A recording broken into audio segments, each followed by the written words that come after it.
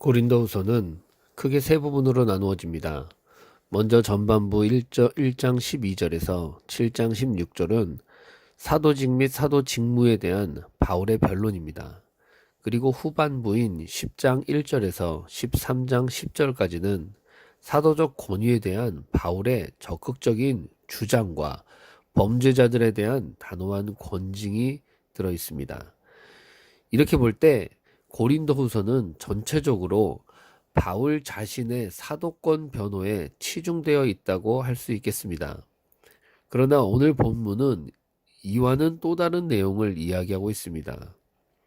8, 9장에서는 예루살렘 교회를 위한 구제 연보와 관련한 권면을 주고 있는 것입니다.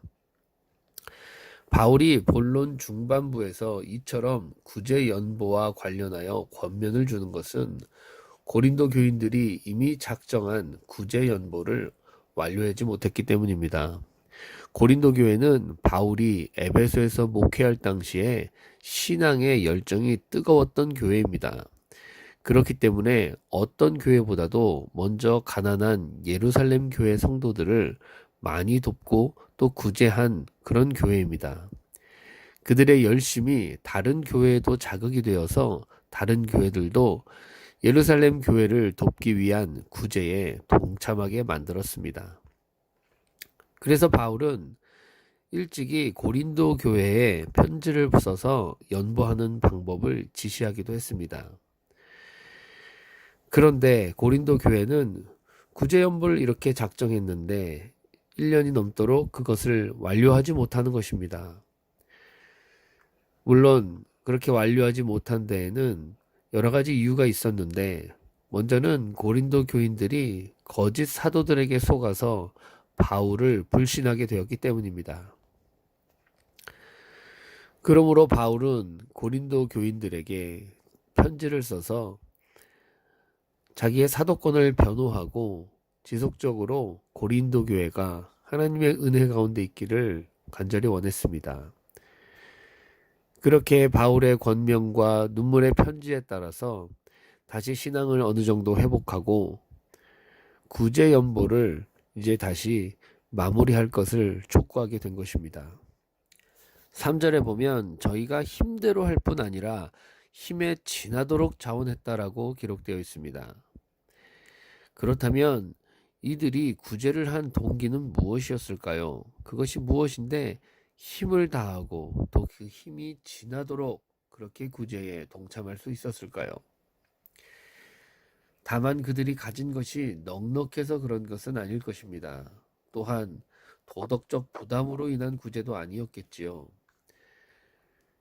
그들이 구제를 한 진정한 이유는 오직 선을 행하고 또한 하나님이 기뻐하시는 일을 하기 원했기 때문입니다. 히브리서 13장 16절에 보면 오직 선을 행함으로 서로 나눠주기를 잊지 마라. 이 같은 제사는 하나님이 기뻐하시느니라 라고 말씀하셨습니다. 이 말씀에 따르면 구제는 하나님께서 기뻐하는 것이다 라는 뜻입니다. 하나님께서는 왜 구제하는 것을 기뻐하실까요?